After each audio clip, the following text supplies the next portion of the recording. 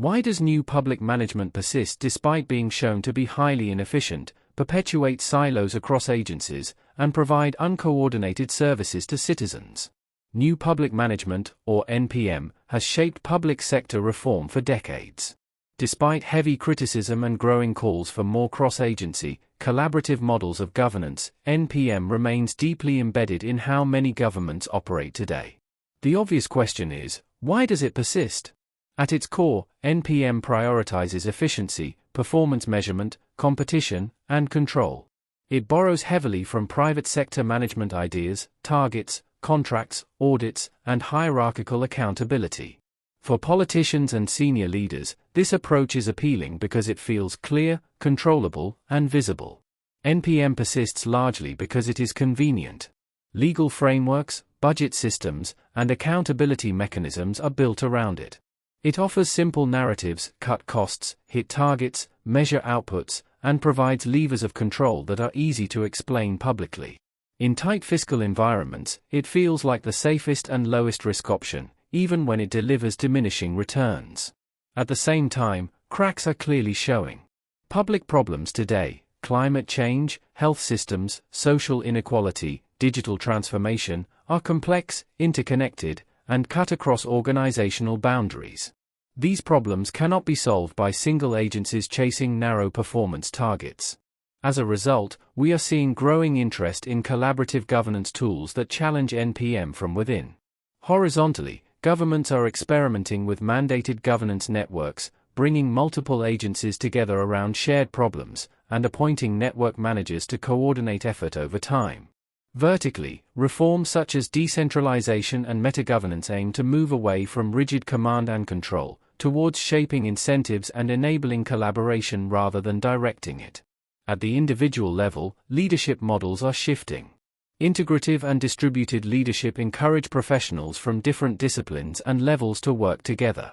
Trust-based management replaces constant monitoring with coaching, shared goals, and mutual responsibility, rebuilding from decades of narrowly defined performance policing. There are real-world examples where this is working. Health and education networks in England and Canada, coordinated safety services in Wales and Denmark, and collaborative urban planning in Nordic countries. New Zealand is also currently shifting towards a more efficient and unified cross-government delivery model.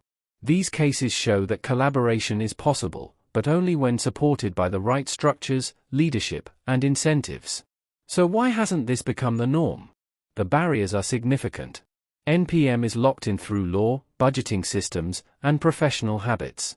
Collaboration takes time, skills, and slack capacity, things many public organizations lack. Politically, collaborative outcomes are harder to measure, explain, and claim credit for. Risk aversion and blame culture further discourage experimentation. As a result, many governments end up with hybrid models, combining NPM controls with collaborative ambitions, which often creates internal tension and confusion. Moving beyond NPM does not mean abandoning efficiency or accountability. Instead, it requires redefining them. Accountability needs to shift from purely transactional to more emphasis on shared responsibility, active learning, and public value. Performance systems must expand beyond narrow KPIs to include dynamic collaboration and collective outcomes. The key recommendations are clear. Institutionalize governance networks rather than relying on goodwill.